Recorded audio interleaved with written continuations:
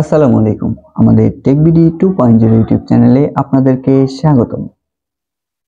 আপনারা যারা বাংলাদেশের ইএফটি সকল শিক্ষক কর্মচারী যাদের এই মাসের এমপিও বেতন নিয়ে অনেক প্রশ্ন রয়েছে, যাদের অ্যাকাউন্টে এখন পর্যন্ত তাদের বেতনের অর্থ প্রবেশ করেনি এবং আপনাদের সেটি সঠিকভাবে পূরণ হয়েছে কিনা তা নিয়ে আজকে আমরা বিস্তারিত আলোচনা করব।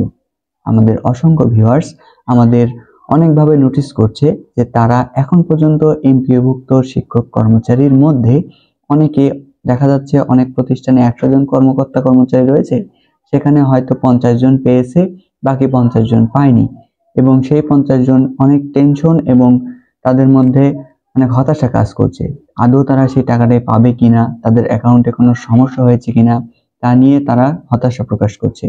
তো আজকের ভিডিওটি আপনারা একটু ধৈর্য সহকারে দেখতে থাকুন, আপনাদের সকল প্রশ্নের সমস্যার সমাধান ইনশাআল্লাহ হয়ে যাবে।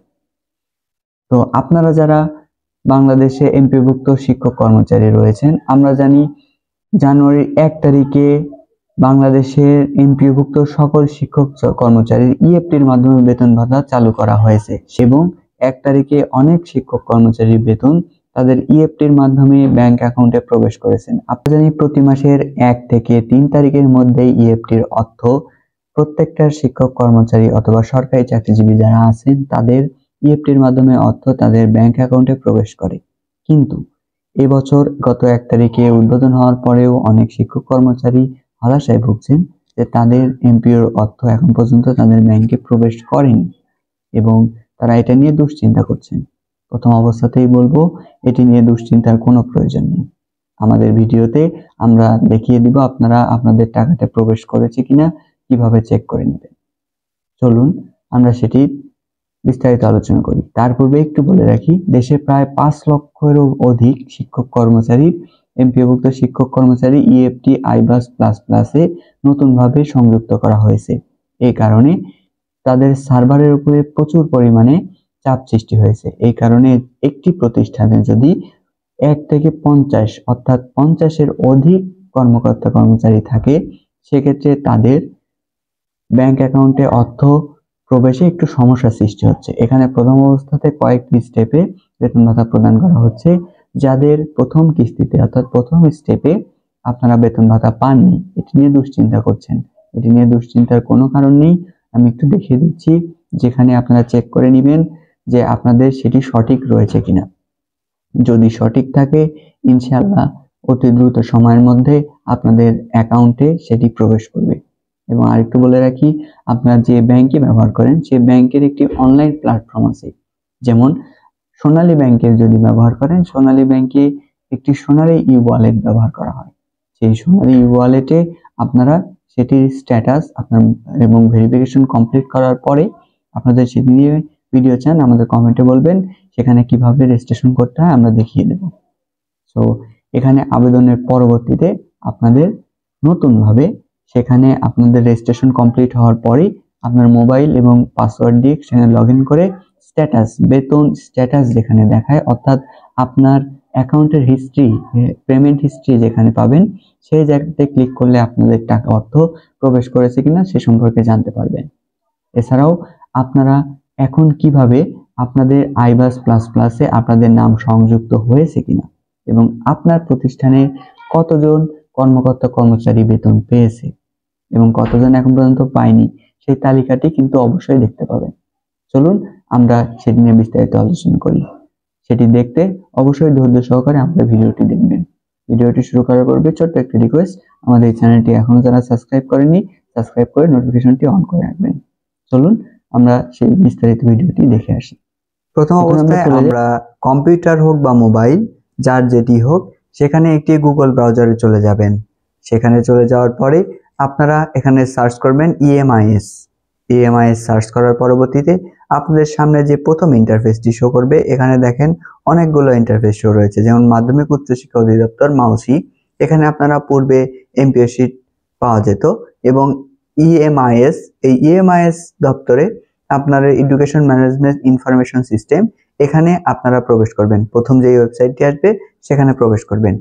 প্রবেশ করার পরে আপনাদের সামনে এরকম একটি ইন্টারফেস শো করবে, যেখানে আপনারা একটি ইএমআইএস এর সরকারি লোগো দেখতে পাবেন এবং এখানে আপনাদের একটি নোটিশ বোর্ড রয়েছে যেখানে ইএমআইএস আপডেট সম্পর্কিত সকল নোটিশ এখানে প্রকাশ করা হয়। এর পরবর্তীতে এখানে নিচে কয়েকটি স্তর দেখতে পাচ্ছেন, এখানে দেখতে পাচ্ছেন এমপিও। এই এমপিও অপশনটিতে আপনারা ক্লিক করবেন, অর্থাৎ এমপিও লেখা এখানে আপনাদের এমপিও ইএফটিতে ক্লিক করবেন। এখানে ক্লিক করার পরবর্তীতে আপনাদের সামনে এইরকম একটি ইন্টারফেস শো করবে যেখানে একটি ইউজার আইডি এবং পাসওয়ার্ড প্রয়োজন হবে। অবশ্যই আপনাদের যাদের কাছে ইউজার আইডি এবং পাসওয়ার্ডটি নেই তারা প্রতিষ্ঠান প্রধানের থেকে সেটি সংরক্ষণ করে নেবেন। সেই আপনাদের নির্দিষ্ট এমপিও অর্থাৎ আপনাদের যে এমপিও কোড রয়েছে অর্থাৎ আপনাদের প্রতিষ্ঠানে যে ইআইআইএন নাম্বার রয়েছে সেই ইআইএন নম্বর এবং একটি পাসওয়ার্ড, সেই এমপিও এবং নাম্বার পাসওয়ার্ড দিয়ে এমপিও ইউজার আইডিটি হবে আপনাদের এমপিও যে নাম্বার সেটি এবং 6 ডিজিটের যে নাম্বার সেটি এবং পাসওয়ার্ড আপনাদের প্রতিষ্ঠান প্রধান থেকে নিয়ে নেবেন। সেখানে দেখার পরে আপনারা ইউজার নেমে এখানে ক্লিক করবেন, করার পরে এখানে আমার একটি প্রতিষ্ঠানের পাসওয়ার্ড দেওয়া রয়েছে এবং সেখানে আমি সিলেক্ট করে প্রবেশ করলাম। প্রবেশ করার পরবর্তীতে এখন আমাকে এইরকম একটি ইন্টারফেস দেখাচ্ছে। আপনাদের যাদের এখানে পেমেন্ট স্ট্যাটাস দেখাচ্ছে এবং আপনারা যখন আবেদন প্রক্রিয়াটি সম্পন্ন করেছিলেন, যাদের আবেদন করা রয়েছে যে প্রতিষ্ঠানে বেতন এখনো আসেনি তাদের প্রতিষ্ঠানের যে কর্মকর্তা কর্মচারী রয়েছে সেখানে এই ড্যাশবোর্ডে তাদের তালিকা দেখাতো এবং এই তালিকাতে আপনাদের আবেদন কমপ্লিট হয়েছে কিনা এবং আবেদনের পাশে আবেদনের অবস্থাতে আপনাদের আইবাস প্লাস প্লাস রয়েছে কিনা। যদি সবুজ রঙের আইবাস প্লাস প্লাস থাকে তাহলে আপনাদের আবেদন কমপ্লিট আছে। আপনারা নিঃসন্দেহে থাকেন বেতন যে কোনো সময় আপনাদের অ্যাকাউন্টে চলে আসবে। এবং যাদের প্রতিষ্ঠানে অনেকে বেতন সাবমিট হয়েছে, অনেকে বেতন পেয়েছে এবং অনেকে পায়নি, তাদেরটা কিভাবে চেক করবেন? তাদেরটা এরকম একটা ইন্টারফেস শো করবে যেখানে payment status, MPO payment status, যেখানে ইয়ার দেওয়া আছে, এখানে পাসিং ইয়ারের উপর ক্লিক করলে আপনার 23-24 চলে আসবে, 23-24 সিলেক্ট করে দিবেন এবং মান্থ আমরা অবশ্যই 2024 সালের ডিসেম্বর মাসের বেতন আমরা এই জানুয়ারিতে পাচ্ছি। আমরা গত মাসের বেতন কিন্তু 1 মাস পরে দেওয়া হয়, অর্থাৎ ডিসেম্বরের বেতন জানুয়ারিতে পাবেন, জানুয়ারির বেতন ফেব্রুয়ারিতে পাবেন, ফেব্রুয়ারির বেতন মার্চে পাবেন। এখানে মান্থ, এই মান্থের ঘরে ক্লিক করে আপনারা ডিসেম্বরটি সিলেক্ট করে দিবেন। এখানে ডিসেম্বর সিলেক্ট করে দেন, দেওয়ার পরে রিলোডে ক্লিক করেন। রিলোডে ক্লিক করার সঙ্গে সঙ্গে আপনাদের এইরকম একটা ইন্টারফেস শো করবে যেখানে আপনাদের শিক্ষক কর্মচারীর নামের একটি তালিকা চলে আসবে। এই হলো সেই তালিকাটি। এরকম ভাবে আপনারা আবেদন প্রক্রিয়াটি সম্পন্ন করে ফেলবেন। অবশ্যই এর পরবর্তী কোনো একটি ভিডিওতে আপনারা কিভাবে এটি পাবেন তা নিয়ে বিস্তারিত আলোচনা করবে এবং আরো কিছু ইনফরমেশন থাকলে উপরে 3 ডটে ক্লিক করবেন।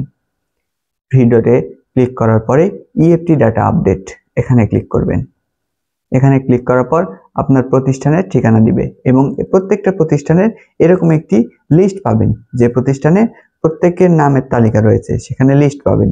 সেই লিস্টের পাশে আপনাদের এরকম আইবাস প্লাস প্লাস, প্রত্যেকের টিক উঠে আইবাস প্লাস প্লাস আপডেট ডাটাতে আইবাস প্লাস প্লাস আছে কিনা সেটি দেখবেন।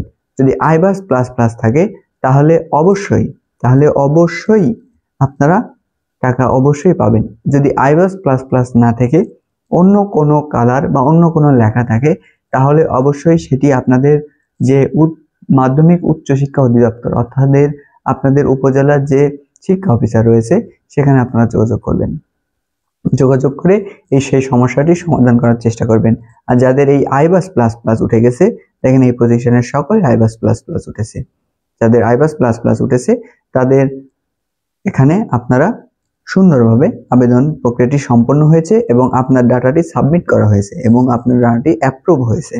আর অ্যাপ্রুভ হলে অবশ্যই যে কোনো সময় আপনার অর্থ একটু সময় লাগছে, অনেক চাপ পড়ার কারণে একটু জটিলতার কারণে একটু সময় লাগছে, যে কোনো সময় সেটা চলে আসবে, এটা নিয়ে টেনশনের কোনো দরকার নেই। তো আজকের ভিডিওটি এই পর্যন্তই। আপনাদের যদি আরো কিছু সমস্যা থাকে আমাদের কমেন্টের মাধ্যমে জানাবেন, আপনাদের উত্তর দেওয়ার চেষ্টা করব। আজকের ভিডিওটি এই পর্যন্তই। সকলকে সাথে থাকার জন্য অসংখ্য ধন্যবাদ।